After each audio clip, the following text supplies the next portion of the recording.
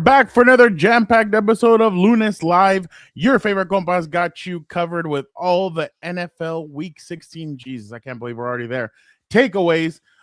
Plus, the Chargers inch closer to a playoff spot while the Rams choke away a 16-point lead in the fourth quarter and in overtime on to the Seahawks on Thursday Night Football. Gilbert, the Chargers could clinch a playoff spot tonight, but they need a certain person to lose in order for them to get into the playoffs. So I want to know how, like yesterday when Dan and I were talking about it, fans are like, I love Phillip, but screw him. I hope he loses. I'm like, wow.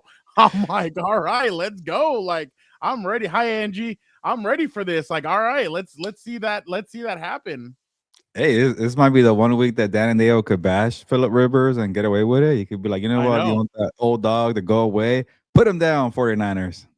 You know what's funny? I would love, like, the one thing I would love to see, and it would be fun. I heard it last night on NBC7 here in San Diego, because obviously they're going to cover Phillip nonstop. And Rich Hornberger, who used to play for the Chargers and the Patriots, he goes, wouldn't it be fun if the Chargers like won their division, they're the second seed, and also Phillip sneaks into the 8th pick and or the seventh slot, and it's Chargers what's it called? Chargers Colts, and Dan goes, we would beat the shit out of them. Like, we would take them behind the barn. Justin would grab the shotgun and be like, all right, old man, it's my time now. I started laughing. I was like, oh my God. I'm curious. Do you know if San Diego media has been traveling to cover Phillip Rivers? No, but I do know that the ratings came back, and I think San Diego matched Seattle and Indianapolis with viewership. Wow. When it came to that game. So I think the Chargers against the Chiefs got fifth. Was it 6? It was 6 or 7. No, it was like 4 or 5 million here in San Diego, I believe. Was it 4 or 5? I can't remember what it was.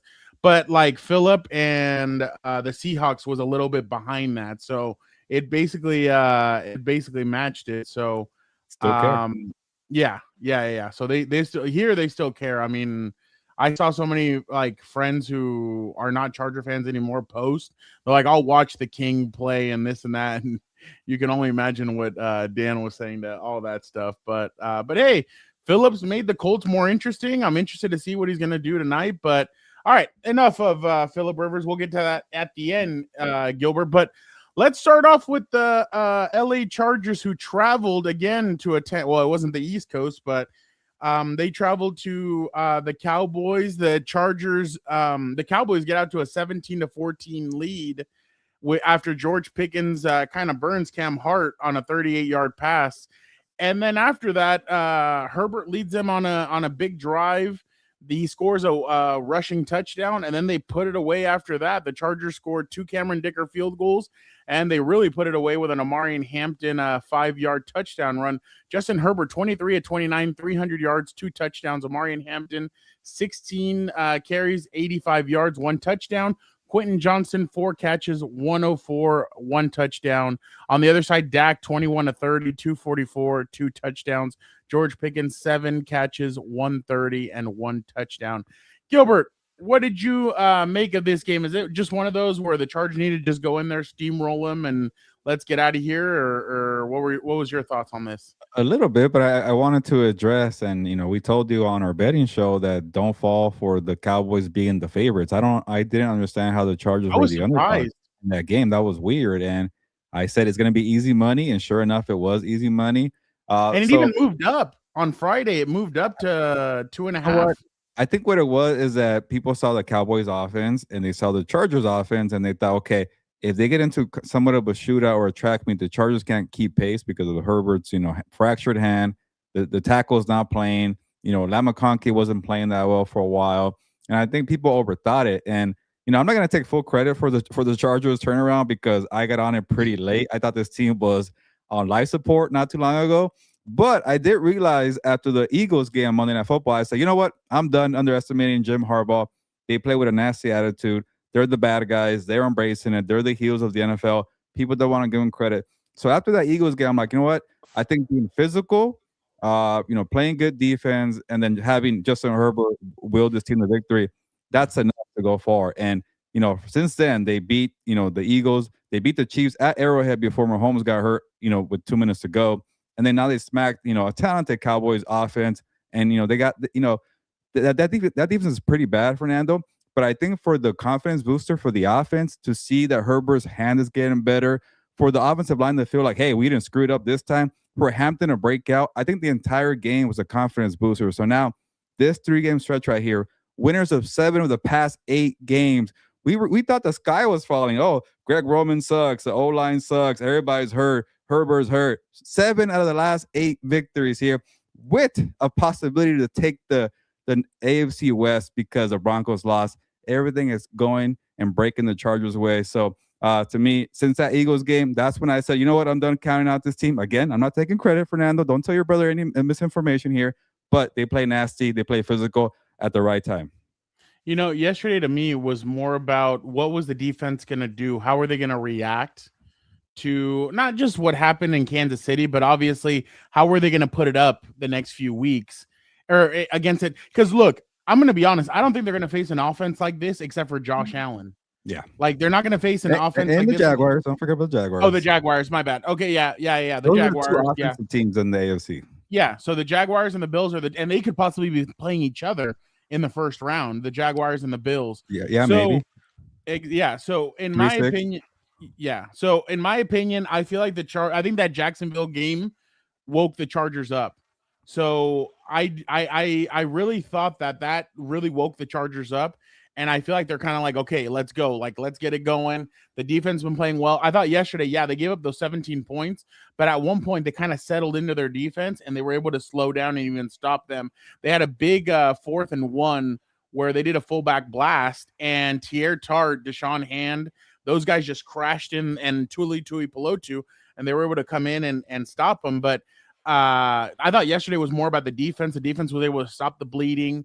I really think that some of these teams that have caught them earlier, I don't know. I think it'll look different this time around, but I really was interested in the way the defense played. I thought they need to get Omari and Hampton going a little bit. Like, they eased him in.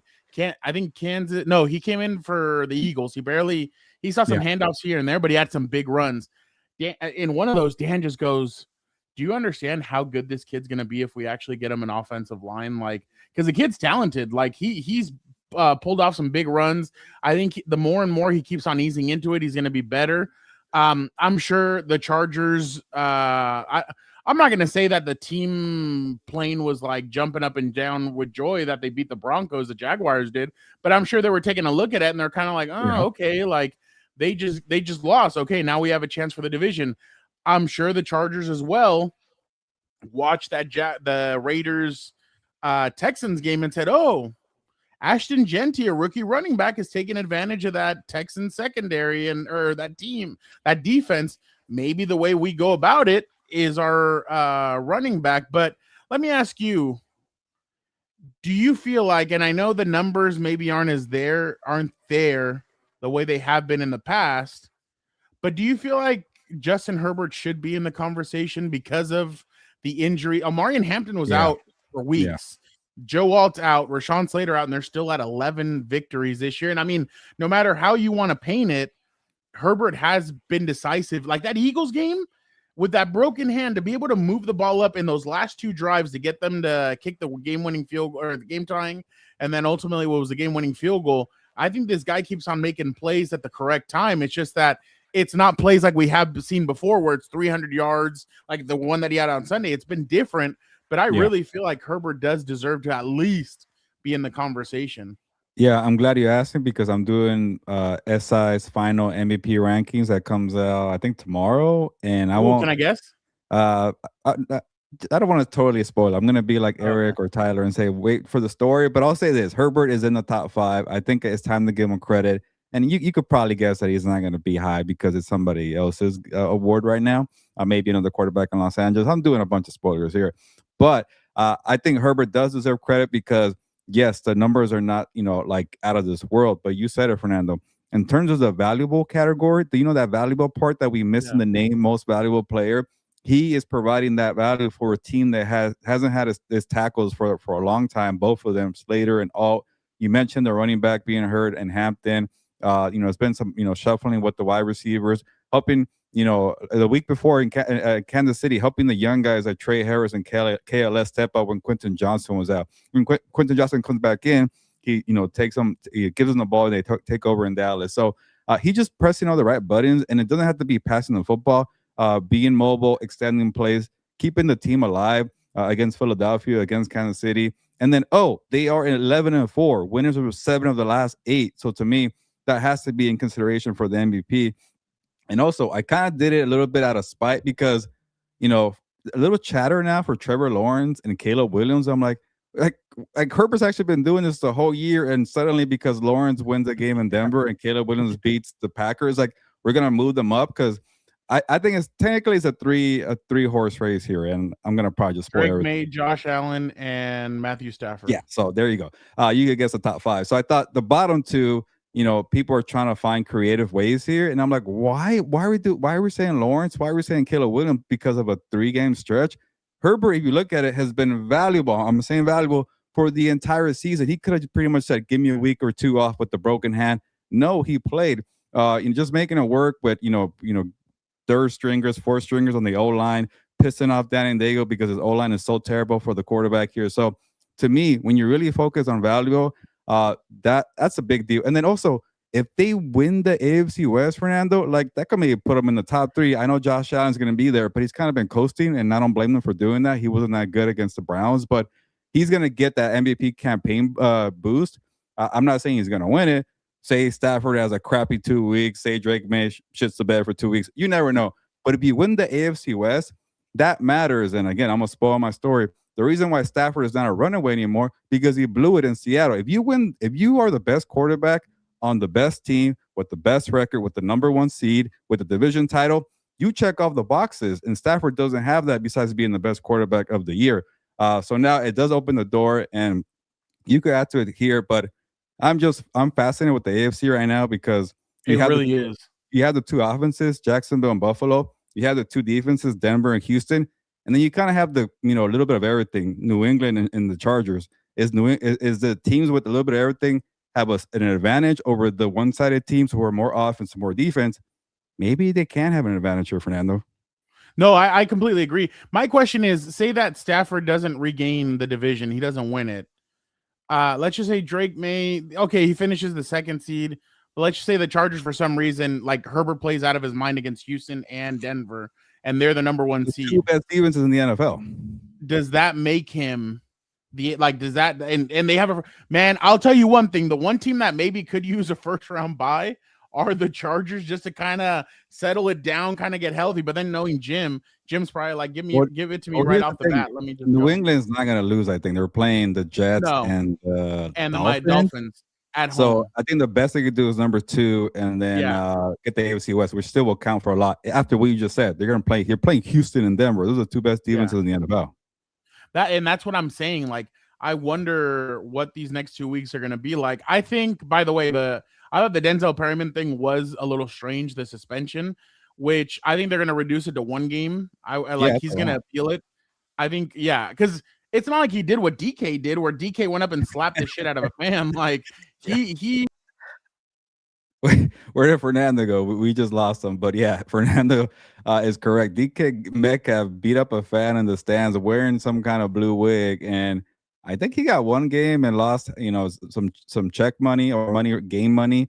And I honestly didn't even know what Denzel Perryman did until I saw the replay. I'm like, okay. And you could take it away from here, Fernando. But honestly, like I've been saying, the Chargers are becoming the bad boys in the NFL. They're having a reputation for playing a little nasty, a little more feistier, a little bit of a mean edge. Maybe that's on the radar of the NFL right now, because to me, Cowboys fans went at I think they did it because last week it was Tony, this week it's him. Like, I'm sure that's why they did it. And Denzel defended himself on Twitter, and I'm kind of like, dude, it's funny. Like, now Cowboy fans are going after them, saying that they're cheap shotting. But Gilbert, before that, let's move on to the Rams. But the NFL ranks supporting cast rating, which is the average PFF grades, rushing, receiving, pass blocking, whatever. Number 1, Rams. 2, Colts. 3, Bears. 4, Bills. 5 Lions, 6 Seahawks, 7 Broncos, 8 Eagles, 9 Falcons, 10 49ers. So out of all those, two of them are not playoff teams. You said Your Los rushing Angeles or pass blocking? No. My bad. Rushing, receiving, pass blocking, and run blocking. Oh, gotcha. So your Los Angeles Chargers are 28th in the NFL when it comes to the supporting cast around the quarterback. So they're with the Browns are number 32, the Raiders are 31, the Saints are 30, the Bengals are 29, the Chargers are 28. Yeah, show that stat to people with the vote, like Tyler Dragon. Oh, he texted me. I texted him back. He never texted me again because he didn't like what I had sent him. No. Oh, I forgot about that. I should have texted him. No. I was texting him about his guy quit at halftime. I mean, that's literally what happened. But, that too. Yeah, I'm just saying. I mean, a guy goes out there with a broken hand, another guy can't go out there if it's not all perfect for him. But I digress. All right. Gilbert, Thursday's game. Damn, man, was that a good game? I had stopped watching when Sam Darnold threw that second pick. I'm like, all right, I'm done. Wow. Then Vic texts in the group chat, oh, wow, the Seahawks needed that. I'm like, am I really going to go back? And then on Twitter, I saw, Shaheed runs back a punt. And I'm like, all right, I'll check it out. And I start watching. I'm like, damn, all right. So obviously, a lot of craziness happened in that game, Gilbert. A 16-point lead going into the fourth quarter. And they turn around. Matthew Stafford actually 29 of 49, 457, 3 touchdowns. Puka Nacua, 12 catches, 225, 2 touchdowns. Don't worry. No inappropriate dances happened when he scored those touchdowns. So don't worry about that. Sam Darnold. I know. Sam Darnold, 22 of 34, 270. 2 touchdowns, 2 picks. Kenneth Walker, 11 carries, 100 yards, 1 touchdown. Jackson Smith and Jigba had 0 catches in the first half. Second half and in overtime, 8 catches, 96 yards, 1 touchdown. Gilbert, I mean, I heard what you had to say. I heard what Vic had to say. I actually, on Friday, I was going out to we're house sitting for the cheese-eating bastard who's out on vacation. So he's like, oh, can you guys look after my dog? So I was driving out there. And I was listening, and I couldn't stop laughing at everything that you were saying because you were right. Like, Super Bowl winning teams don't have this happen to them, like, especially in Seattle. And I know last week there was a Rams fan that got mad at me because I said, like, hey, don't sleep on the Seahawks. Oh, another Rams hater. I'm like, I'm not hating. It's just the secondary is that bad. And we saw it. It came to fruition. Their secondary was bad. The special teams, and McVay just had to make the first he fired somebody. The special teams coordinator. That was his first in-season firing since he's taken over. I think he's been in the league now for 8 years, something like that. Maybe 9. There you go. Yeah. So he fired somebody, and you're just like, wow, okay, it came to this. Like, for him to fire somebody, it's pretty crazy because they leave him to go take higher jobs. He doesn't fire them. So yeah, definitely pretty interesting to see. But obviously, I thought what Sam Darnold and again, I've been critical of Sam Darnold, but they showed that gumption that you need. They showed that willpower. And I'll tell you one thing. I know a lot of fans make fun of Seattle now, and they're like, oh, it's not what it used to be with the noise and the this and the that. But it's going to be tough to go in there and play in January when it's raining, when the weather isn't the nicest. You're not going to be in a New Orleans Saints or in a Dome Stadium or something like that. But it's going to be ugly to play in. It's going to be nasty. And I really feel like unless the Panthers can beat the because it's the Panthers and the 49ers, they have to go to both of them, right? So that's going to be tough for them to hold on to that. But even they're going to smack Carolina, by the way. But yeah. Oh, you think they're going to smack Carolina? They're going to win by 20. Carolina stinks, but yeah. Oh, okay. So they have to face the 49ers. By the way, I didn't know that there was a scenario where the 49ers could have the number 1 seed. Like, that's nuts. Yeah, they got to win out. But they have Colts tonight, the Bears next week, and then the Seahawks. Ooh. A pretty tough challenge. Yeah, no, that is a tough challenge. But Gilbert, I just thought it showed us exactly what the Seahawks were made of. I keep on telling you guys that there are times where I've noticed that the Rams hit it in neutral. They just park the, like in soccer, it's called parking the bus. Yeah. They did that against the Seahawks in the first game because I was there, and I noticed at one point, I'm like, they're parking, like they're kind of just in chill zone, and then the Seahawks almost came back and beat them. And I feel like they do that a lot. They kind of coast. They're kind of like, okay, sometimes you have to be the Bill Belichick. You have to be the asshole and just run up the score on the teams and be like, all right, let's run it up. Let's get these guys out of here. Let's go. Like they did it on Tampa. Huh? Sirianni did it to the Commanders on Saturday. Yeah, exactly. So sometimes you just have to run up the score and then get your guys out of there. But Gilbert, I was really surprised about the performance halfway through of the fourth quarter and towards the end of the game. And like you said, Gilbert, everybody wants to talk about how great that pass rush is, but where was it at the end of that game? It wasn't anywhere to be seen. And that's the thing that we keep on talking about, is that their pass rush, it turns it on, but then it turns it off. And in the playoffs, you're going to need to be on because you're going to face some good quarterbacks. But Gilbert, I'll let you, now that you've kind of had a couple of days to think about it, just your thoughts. Yeah, shout out to the listeners and viewers of House of Horns, but a few made me feel like I was overreacting. And I've been screaming for months. I did my job. I did my job here. But I've been screaming 2 out of 3 issues for this team, and Victor had the other one, but 2 of them was I've been screaming about the secondary, I've been screaming about special teams, and kind of a distant third, but also an issue that you brought up right now, Fernando.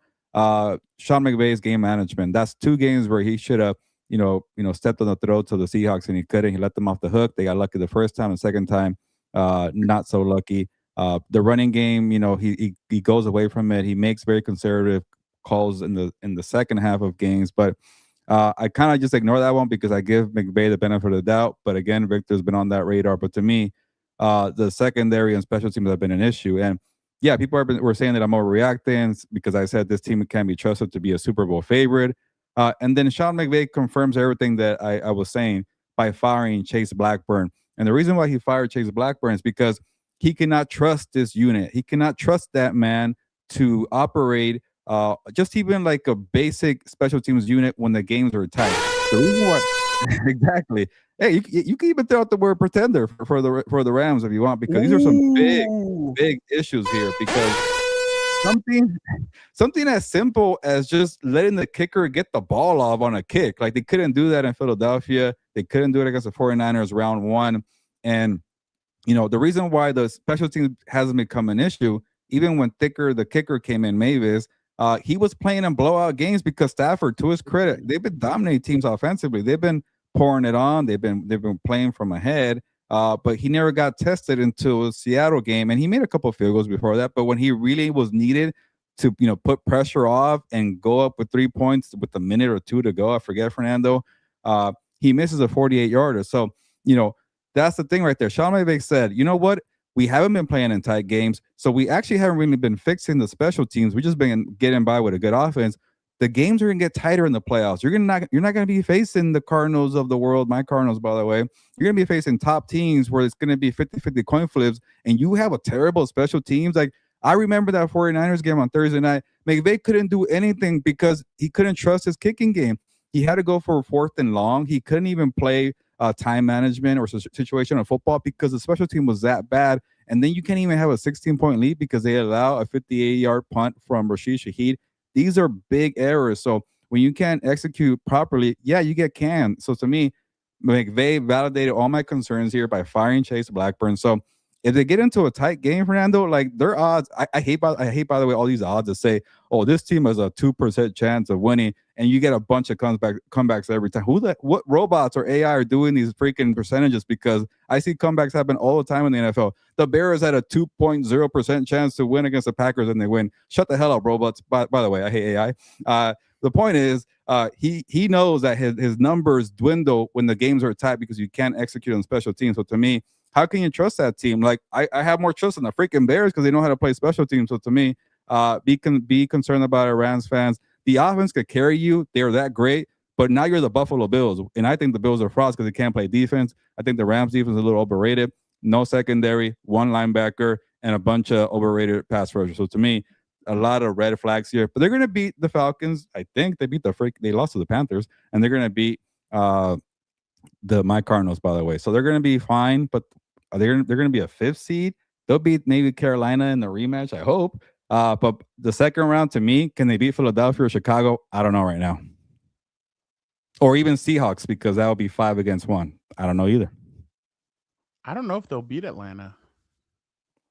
You know what? I kind of was thinking about that because Bijan might run all over, and Kyle Pitts. And they're also kind of pissed off that they took their first round pick, and they're like, "You're not gonna make your pick better because you're playing us at home on Monday night." I mean, you never know. And Raheem Morris going up against his former I think you're employer. on, Fernando. I think you're on, and they lost to the Panthers, so yeah. Yeah, I'll tell you one thing. I do find it very interesting. I mean, if the 49ers win out and they're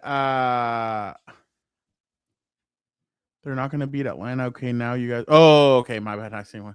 Hey, you never know. Anybody can get anybody in this league. I mean, we've seen the ESG. And I know we're probably reacting on that one, but you got to be concerned about special teams after what happened on last Thursday. You just never know.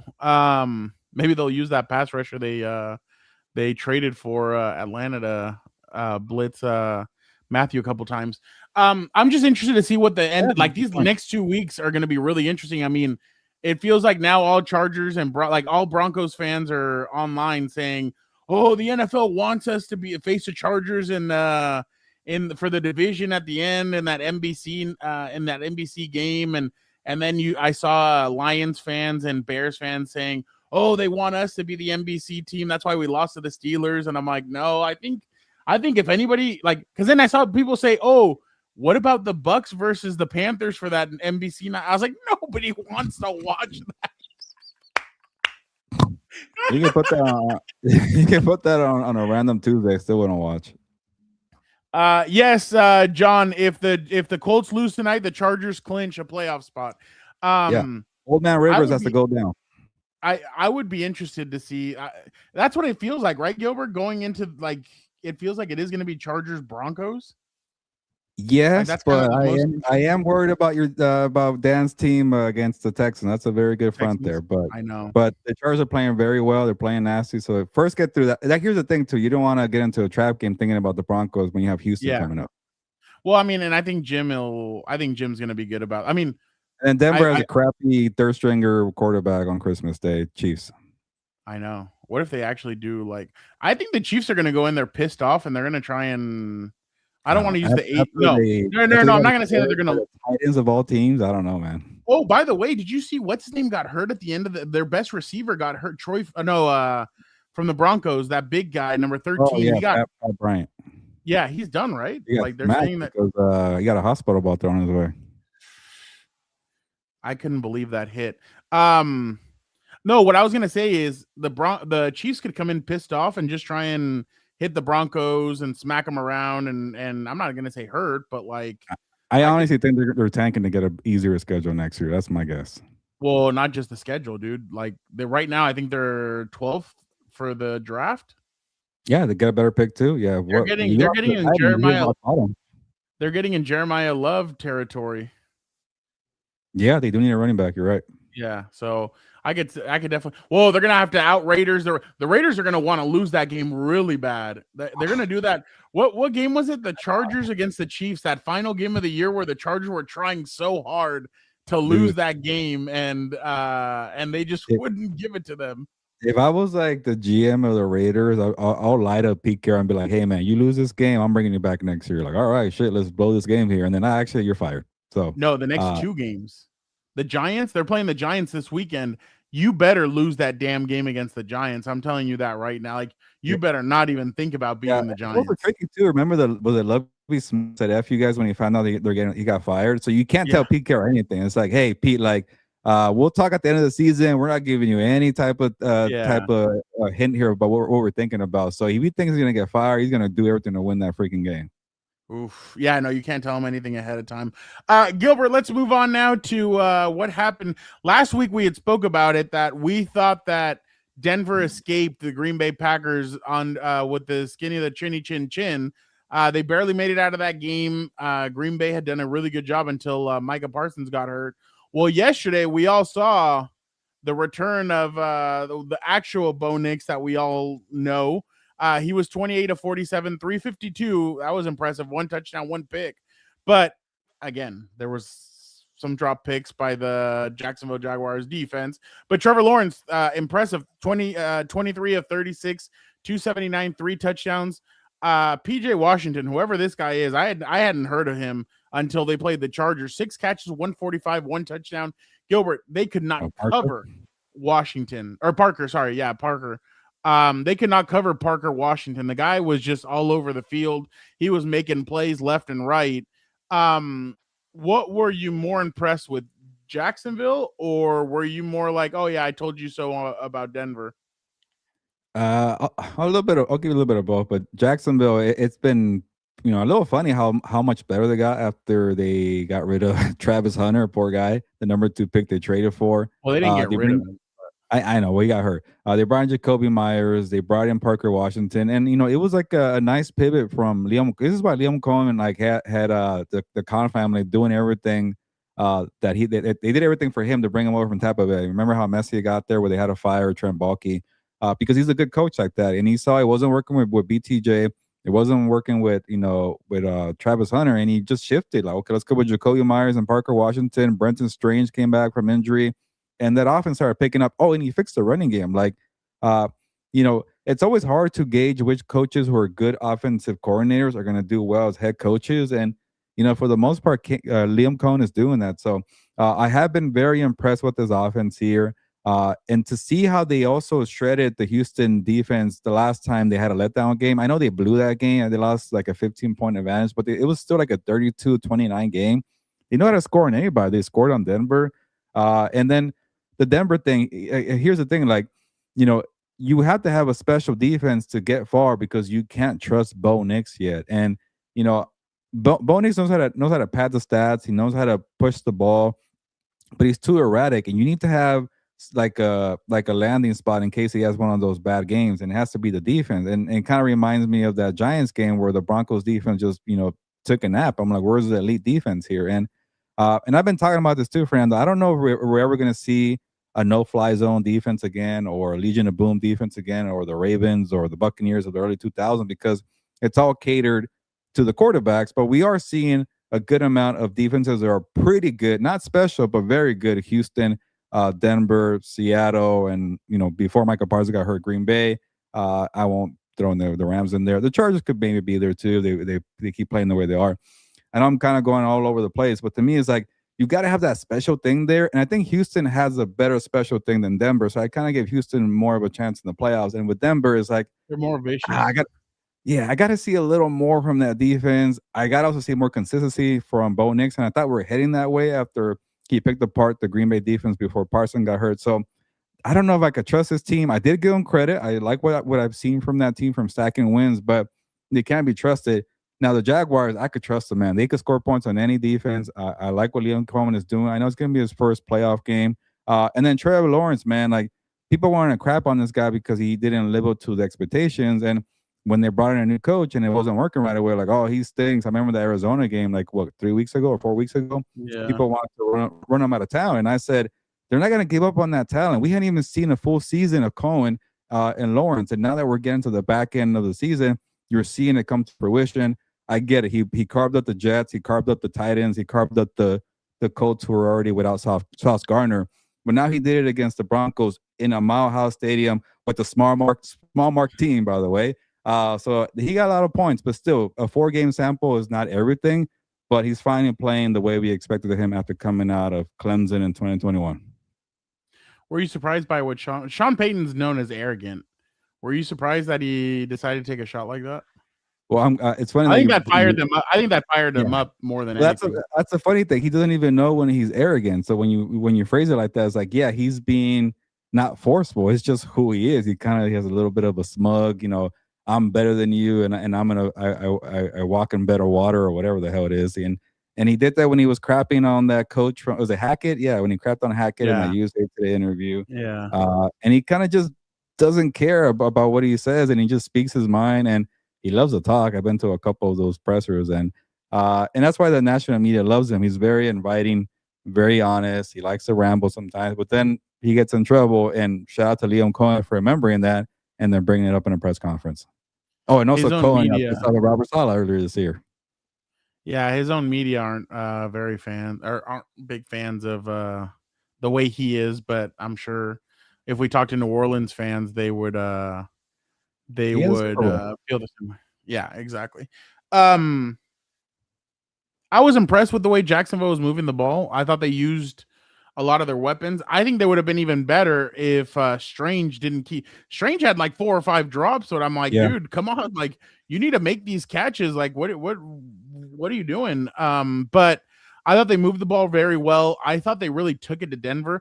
They kept on picking on Riley Moss. They kept on picking on all the other cornerbacks not named Patrick Surtain, and they kept on going at those guys. And I was really impressed with that because I feel like to beat Denver, you're gonna need more than one wide receiver to move the ball up and down. That's why I felt like the Chargers did well against them the first game that they played this season, because it wasn't just Keenan Allen or it wasn't just Ladd McConkey. It was those two guys. You had Quentin in there, and they've been able to move the ball well against Denver in the past as well. But that is because of the playmakers that you have. You have to have more than one. If not, they can zero in on you. I saw Broncos fans kind of crapping on Nick Bonito and some of the pass rushers last night. So I was pretty surprised by that because those guys have. I mean, Bonito obviously is one of the better players in the NFL, but I guess some fans aren't very happy with him. I think he hasn't had a sack since the Raiders game where he had 2. Yeah. And then he he had kind of one reminds against. me of Brian Burns, where like the games are when you really need a stop, he's not there, but then you Oh, pad the stats when the games don't matter. oh shit! Thule passed him up for Oh, really? sacks. That and sacks? Wow, Thule's at 13. Nick Bonito's at 12 and a half. that's a lot. Yeah, I think Yeah, Bonito had like 13 and a half last year. he had 2 against the Raiders 3 weeks ago. He had 1 against the Commanders. He had no sacks against the Chiefs. He had 1.5 against the Raiders, and then he didn't have a sack for 3 games in a row. So that's pretty interesting. Like sacks are good, but like what I care about is when you do it. Like when you need a Disruption. stop Yeah. in the fourth Yeah. quarter. Like too many Well, times, some of these pass rushers, go to sleep. and they have a lot, like they have Franklin Myers. They have a lot of guys that they have a lot of good pass rushers on that team. They get after the quarterback and they lead the league. But And that's Tom's comment there. I live in Colorado. Broncos fans are a bunch of knuckleheads. but again, Denver was able to move the ball at times. They just weren't able to put it in the end zone. I still don't get how Cortland Sutton gets so open. I mean, the dude has a catch radius that's ridiculous. Well, yeah. Yeah. No, he played well. I like the way they kind of mix and match their receivers. Sutton obviously had a good game. Harvey had a better game yesterday. He had 121 all-purpose yards and 1 touchdown. I think Troy Franklin is really good. I think Bryant is really good, but now Bryant is probably going to be out for a while.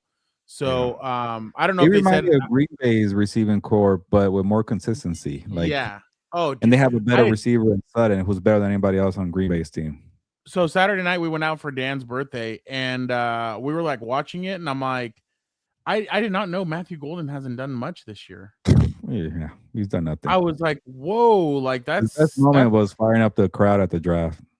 Yeah, so I was really surprised by all that, but I mean, it is what it is. I think obviously Denver kind of has to get back to it, but the thing is, I don't know how Sean Payton is when it comes to when the going gets tough. Like, is he one of those guys that's willing to listen and kind of change the whole Rivers family's in a whole box? Like, that's incredible at a Colts game.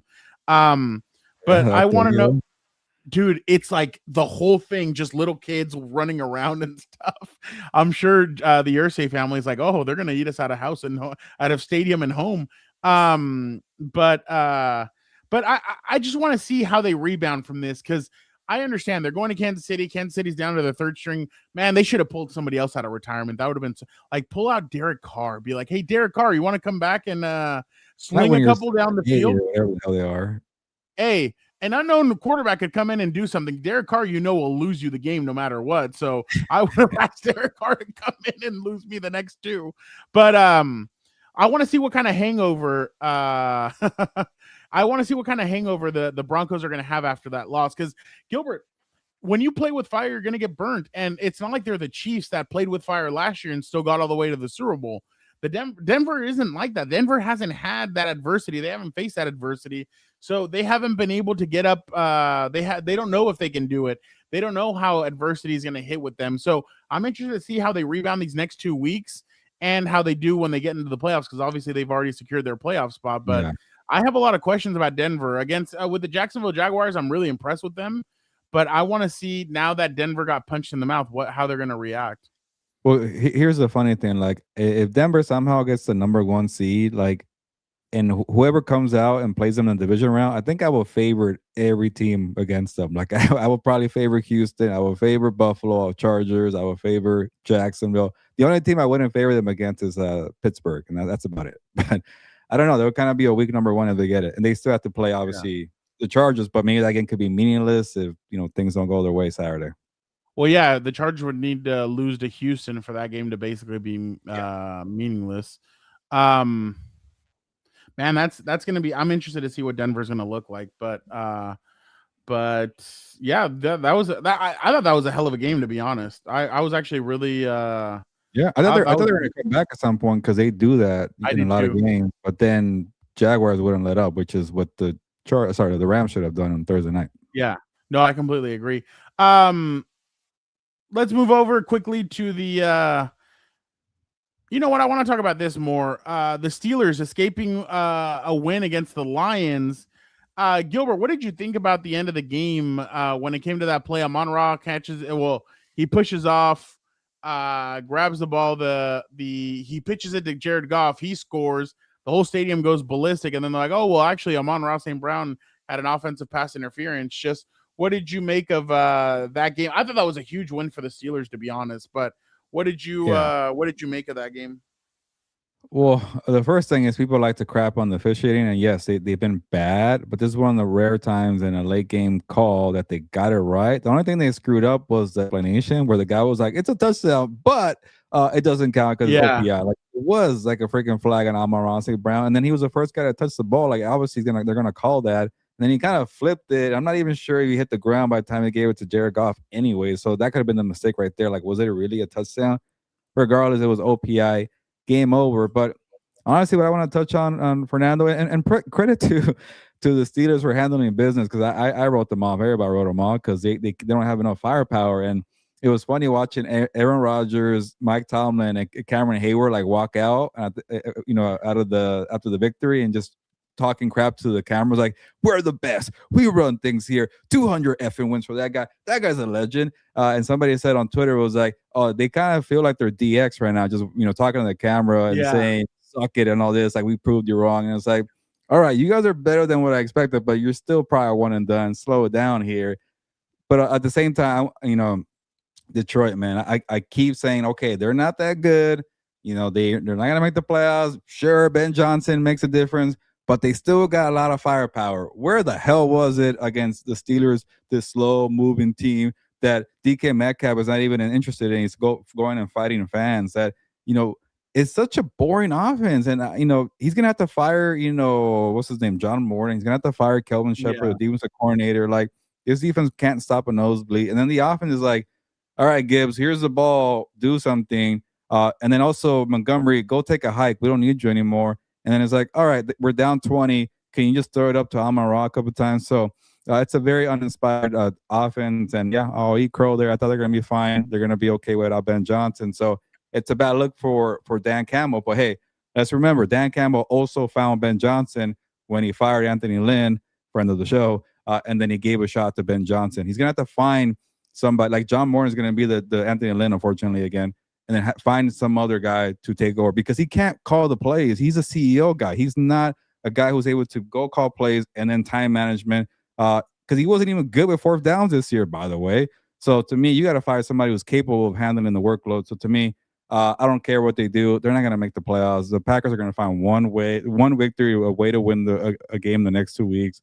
So I don't care about Detroit anymore. One of my teams that I was really high on.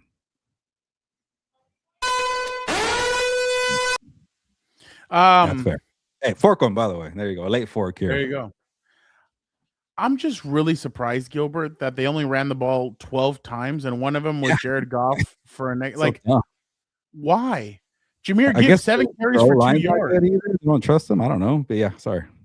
No, you're good. To be honest, yesterday was more of the undisciplinedness of the Lions than it was anything else. Yeah. Undisciplined on defense, because Jared Goff had 34 of 54, 364, 3 touchdowns. But it was on the other side. Kenneth Gainwell getting that touchdown right before halftime. I mean, I think that's what sparked them to win that game yesterday, was the fact that Kenneth Gainwell was able to do that. Then you have a 45. Yeah. Wait, what? No, both of them, Warren and Gainwell, lit them up. Oh, that's what I was going to go with next. Then Warren had 2 runs in the fourth quarter of 45 yards, touchdown runs, and he ends up with 143 yards rushing and 2 touchdowns. You take away those 90 yards, and he's had 12 carries for 53 yards. So that's how much of a difference that made. So I was really surprised at the fact that I thought Pittsburgh was going to lose that game. I didn't think they would go in there and win, and I was really surprised that they came out with that victory. But that's a big victory, especially because later that night, the Baltimore Ravens end up losing to the New England Patriots, and now that leaves you, I think, 1 victory away. I think if they win on Sunday, they win the division. Yeah, if they beat the Browns, they win the division. But I'm sure Shador is going to give them the fight of their life. And it'll be interesting to see, because I've been seeing on Twitter, Gilbert, some reporters talking about how Shador is fighting for his life. He's doing as much as he can, but he's not getting anything in return from other people. But yeah, definitely interesting to say the least. But do you have time for one question from Vic or two? Yeah. Let's do it. Which team are you on tonight? 49ers. Oh, what a shame. I would have loved for you to get to do Rivers. By the way, Philip said in an interview with Troy Aikman that last week was the first time he's been in front of a crowd since 2019 with the LA Chargers, or 2020 with the LA Chargers. Oh yeah, I forgot. Kansas City.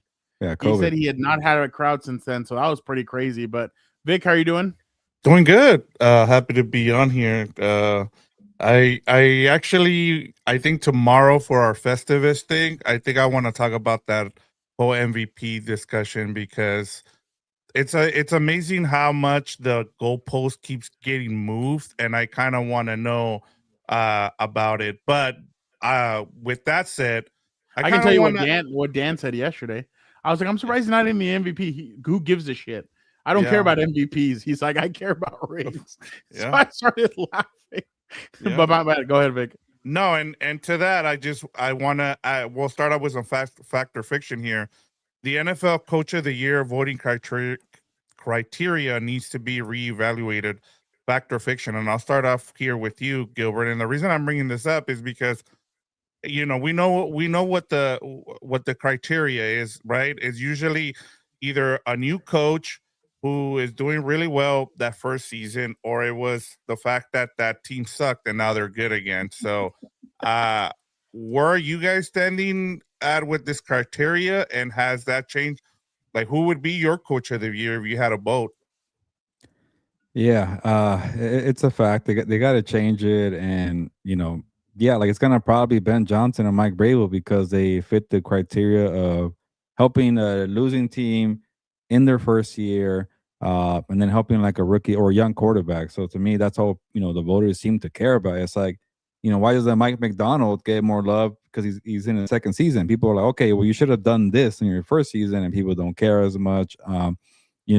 There's even things like I know Leon Cohen was ripping on Sean Payton for saying small market, but I think that stuff matters too. Nobody wants to give the Jaguars credit. What's the difference between the Jaguars and the Patriots and the Bears? I it's kind of nitpicking at this point. Is it because Trevor Lawrence is a 5th-year quarterback instead of a second-year quarterback? I just don't get what's the reasoning here for why. I honestly want to hear a discussion from people who have a vote. Like, why are you going this way? Like, because it's pretty even to me. If you're gonna go with the criteria of first year losing team, helping a quarterback, that's 3 right there. Who's gonna win? And then for a while I thought maybe Sean Payton should get some love, because he had to pick up that team from the ashes after the Russell Wilson debacle, and it took him a few years. But he's already been I don't even know if he's ever won a coach of the year. Maybe he did in his first year in New Orleans, by the way. So yeah, honestly, I don't even know who will be my coach of the year. It's one of those three guys that we're going to go with the same old criteria. But yeah, I want to see Mike McDonald get some love. Kyle Shanahan, this freaking team has a chance to get the number one seed, and because he's already been established, nobody gives a crap. Who else is out there that could maybe show some love? No. Yeah, Jim Harbaugh's another one, established coach, who was 11-4 right now with everything that's been thrown his way with the injuries, finding a way. So to me, I don't get it, but it's going to come down to Rabel or Ben Johnson, and then at the very distant third, Liam Cohen. Fernando. I think, I think we're going to come up with a newcomer coach of the year, and then they're going to do something to extend it and make it 2 awards. Yeah, like look, rookie of the year, rookie coach of the year. Like I feel like they're going to do something like that. I'm surprised it's not there yet, just because I know people get frustrated that there are certain coaches that have never won coach of the year. So I'm sure they want, and again, I'm sure the coaches don't care. It's more about the fan bases. Like I've seen people saying, "Oh, Justin should be in the MVP talk. Jim should be coach of the year," but they're not going to get those guys. I mean, I think if for some reason the Colts end up making the playoffs, I think Steichen is going to be thrown into that conversation as well, just because of, especially with Phillip Rivers. By the way, is Phillip Rivers a candidate for comeback player of the year if they end up? Yes, he is third in the betting odds. Oh, if they make the playoffs. They're not gonna make it. I know. Houston or Buffalo would have to, or no, Houston would have to collapse. Houston's the only one that has to choke. The only one, exactly. But well, there you go. The 49ers do the Chargers a favor tonight, then the Chargers do the Colts a favor next week by beating the Texans. Yeah, there you go. Everybody if they lose, they're pretty much done. I think if they lose today, but yeah. No, they're still in it because the Colts. Oh no, they'd be 2 games behind. Yeah, you're right. So, but I think Houston and Indy play each other at the end of the year. So yeah, maybe they there's do. a shot. Yeah, there's a shot there. But I do think that it needs to be changed. I think we need to do something different with it. But not what I think. What I think is going to end up happening. But I mean, yeah, there's certain coaches. I mean, Sean Payton won it in 2006. That was the only year. Like there were some years where, in New Orleans. Yeah, those teams were special. I mean, the 2019 year, what was it? 2018, 19, the year where they should have gone, but the Rams ended up going because they got robbed. That year they were playing really well. I mean, I thought they were playing really well. I thought they were one of the best teams in the NFL that year. So definitely interesting. But all right, Vic, next one. Yeah, last one here. We'll go quick. Fact or fiction, Lions, Steelers, and I'm gonna change this. Was the game of the year from week 16? I can't say that just because I thought Seahawks and Rams was more entertaining. I'd have to go Rams Seahawks. I just thought that it had everything. Like Puka Nacua over 200 yards. Puka Nacua was a talk in the press conference about his behavior. Like there was a lot of different things happening in that game. And I definitely thought that it had a lot of storylines to it. So I definitely had to go with the Rams and Seahawks. Gilbert. Yeah. No way in hell is it Lions Steelers. That game was whatever to me. But I'll give you guys a question here because I kind of actually enjoyed Green Bay, Chicago a little more. But I also had more opportunities to actually watch that game. Malik Willis surprised me, by the way. He was good. And then obviously Caleb Williams came through with that nasty shot there for DJ Moore. But to see also in Chicago, a team that's been hungry for some freaking wins and for a quarterback to look good, I think it fit the criteria for a lot of for the atmosphere's part. But one thing I'll say is I was on deadline for that Thursday game, so I wasn't fully locked in, and maybe this is why I'm not appreciative of the game. But people saying it's the best Thursday night football game ever felt like the prisoner of the moment to me. Am I wrong here? I thought Chargers Broncos last year was better. Remember the Broncos were up 21-3 on the Chargers going into the game that got moved. Yeah, the game that got moved from a Sunday to a Thursday. You were there. Know why it took me a while to remember that. Yeah, that one was good. I even like the Chargers. That was the game where that was a game where Herbert was about to get sacked and he shoveled it over to the running back, and the running back took off like 40 yards for the touchdown to win the game. Yeah, I bet if we So- bring up a bunch of Thursday night games, I'm like, I could say that one's better. but Probably people in are the like, that was best Amazon one ever. era. Like Maybe you could probably say in the that, yeah. Amazon era. Because it hasn't been the best. Yeah. Yeah. No, I agree. And also, do you count the Thursday, like the Thanksgiving ones too? Like, I mean, Oh, this was a great game. That Thursday night Chargers Chiefs, Yeah, the one Mike where Williams. the Mike Williams breakout game. Gilbert, Charlie has a question, or Charles, sorry. The Chargers gonna win the division. I want to say yes, Charles, but I think Houston's gonna give them a lot of trouble this Saturday, and I'll leave it at that. I agree. Oh, their center got hurt. All right. Thank you so much to Vic. Thank you to everybody. Vic, one question for you. Angel was wondering if you've watched Avatar. no, I've never watched any of the Avatar movies. I'm not a big fan of the Avatar stuff. So I'm I just if surprised. it doesn't and So and the I Asian I've one or the heard. blue people one? I'm sorry. The Asian one or the blue people one? Neither? Wow, you're racist. Okay. Well, there's the one with the little kid with the little thing on his head, and then there's the blue people. The little arrow. Yeah, that one. Caroline likes the ones with the La Asian flechita? people. Yeah. But the blue one, I never go for those.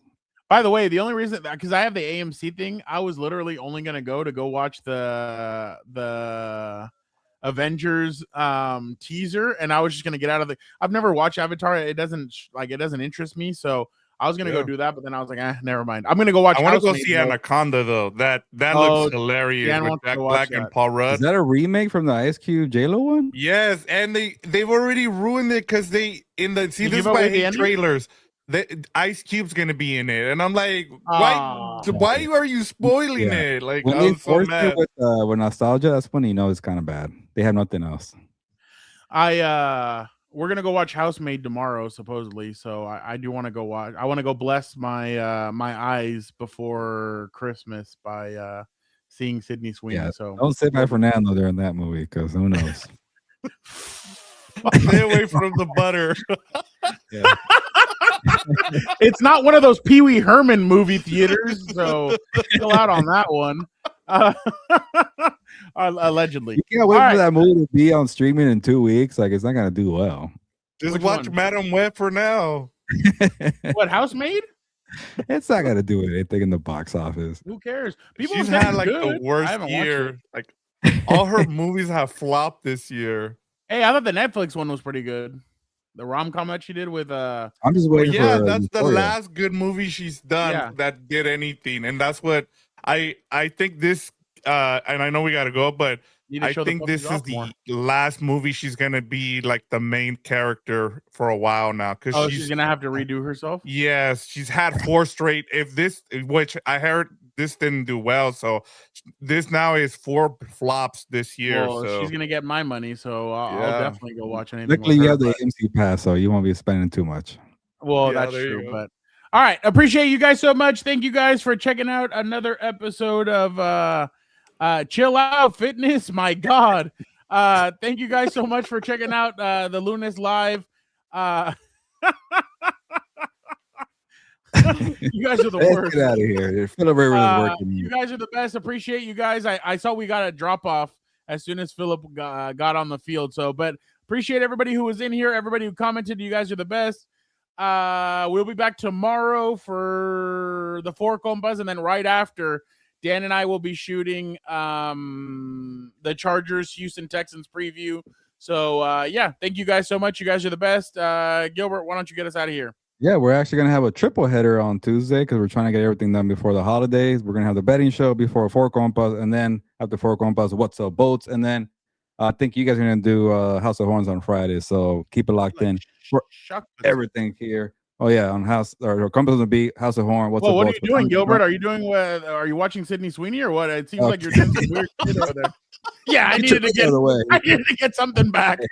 Anyway, vamos pues, vámonos.